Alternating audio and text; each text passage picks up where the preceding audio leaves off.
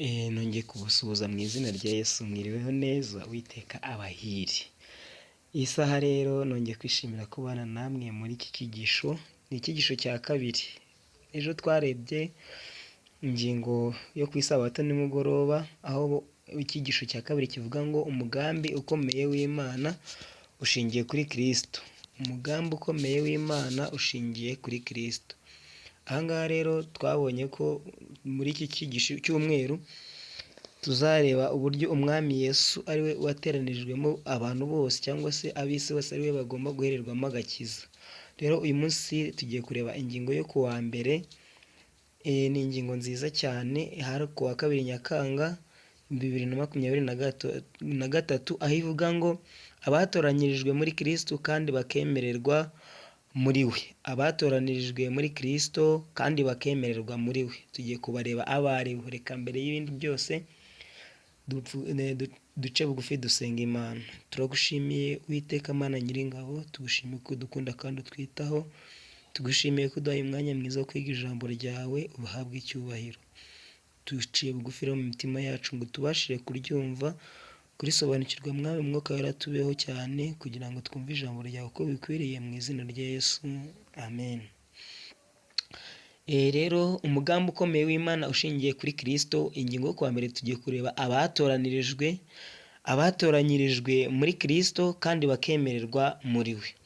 Aha ngaha rero ikigaragara cyo tugiye kureba ese Kristo abatoranyirijwe cyangwa se abamwemeye bakwiye kumera bate, cyangwa se ni bande.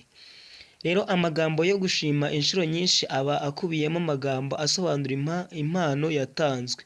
Pawulo ashyiramo urutonde rurerure rw'impano zivugwa mu Efeso igice cya mbere 3 kugera ku wa 14. Igihe ashimira Imana imigisha iri mu butumwa bwiza, Pawulo ahimbariza Imana ko yaduhereye muri Kristo imigisha yose y'ibyamwuka. Kuba imigisha ari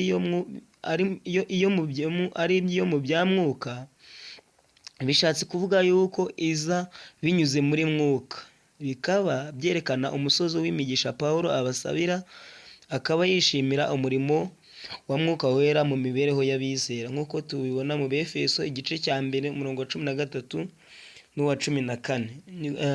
Rero mu Efeso igice cya mbere kuva ku murongo wa 3 kugera ku wa 6 harimo imvugo isusurutsa umutima y'uburyo Imana iturebera muri Kristo. Mbere yo kuremwa kw'isi, Imana yadutoranyirije muri Kristo kandi ihamya ko dukwiriye guhagarara turi abera n'abaziranenge imbere yayo.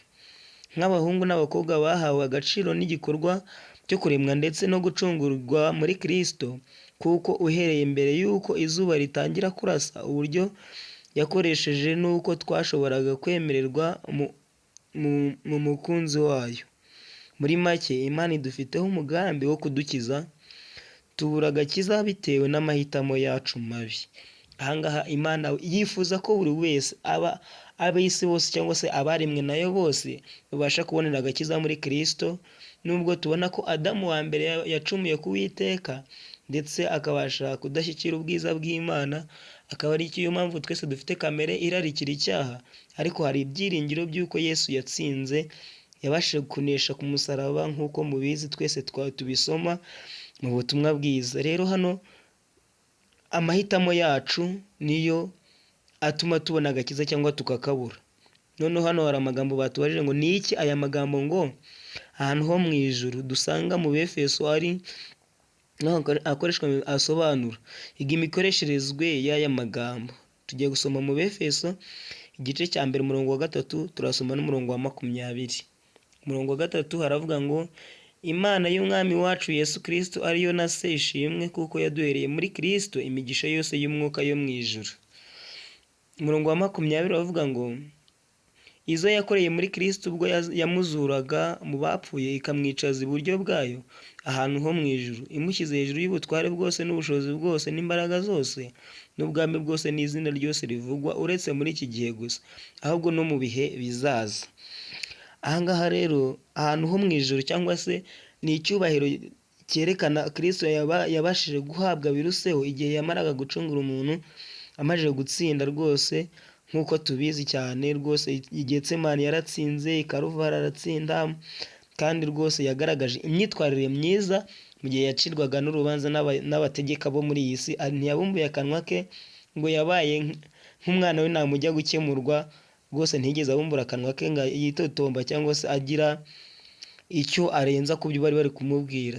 Rero batuhaye n'andi masomo menshi, nawe wayasoma, ni mu Befeso igice cya 2:6, Abefeso igice cya 3:10, Befeso igice cya 6. Noneho baratubwira ngo tubigereranye n'aya magambo yo aho mu ijuru. Abefeso 3:15, katurebe. Abefeso 3:15 haranditswe ngo uw'imiryango yose yo mu ijuru n'iyo mu isi yitirirwa, ngo abahe nk'uko ubutunzi bw'ubwiza bwe buri gukomezwa cyane mu mitima yanyu kubw'umwuka we. Aha ngaha ni Yesu rero, muri Kristo Yesu niwe tubasha kuboneramo ibyiza byose cyangwa se agakiza nk'uko Imana yagatanze muri we. Mu Befeso rero amagambo ahantu ho mu ijuru no mu ijuru yerekana ijuru nk'aho Imana ituye, aho ubushobozi mu bya mwuka bubarizwa. Nanone ikerekana ko aho Kristo yagiye igihe yari ashyizwe hejuru iburyo bwa se. Abizera bafite uburenganzira bwo kugera aha hantu ho mu ijuru muri iki gihe nk'ahantu imigisha y'umwuka itangirwa binyuze muri Kristo. Nubwo ahantu ho mu ijuru hahindutse ahantu h'imigisha ku bizera, haracyari ahantu habera intambara ziterwa n'imbaraga z'ikibi zirwanya Kristo nk'umwami. Nk'uko babitubwiye hano, urugamba rurakomeje cyangwa se mu ijuru bakomeze guhangayikira umuntu kubera urugamba ariho mu isi yacumuye. Rero bongera baratubwira ngo ongera utinde ku bivugwa mu Befeso igice cya 1:4, ahavuga ko twatoranijwe muri Kristo isi itararemwa. Mbese ibyo bisobanuye iki? Ni iki biduhishurira ku rukundo Imana idukunda n'icyifuzo ifite cy'uko twakizwa? Aha ngaha rero reka uyu murongo tuwureba, Abefeso igice cya 1:4 haravuga ngo nk'uko yadutoranije muri we isi itararemwa kugira ngo tuba abera tutariho umugayo imbere yayo. Aha ngaha muri Kristo Yesu Imana yahishimye ko umuntu wese atoranywa ndetse akihana kugira ngo yakire agakiza binyuze muri Kristo Yesu. Rero tuzi ko inama y'agakiza yateranye n'umuntu atararemwa mu gihe cyo kubona ko azacumura, ariko Yesu Kristo aremera aravuga ati njye umuntu nzamucungura, maze igitambo kiba kiriho cyangwa se incungu y'inyoko muntu birabonetse, tubasha kubona agakiza.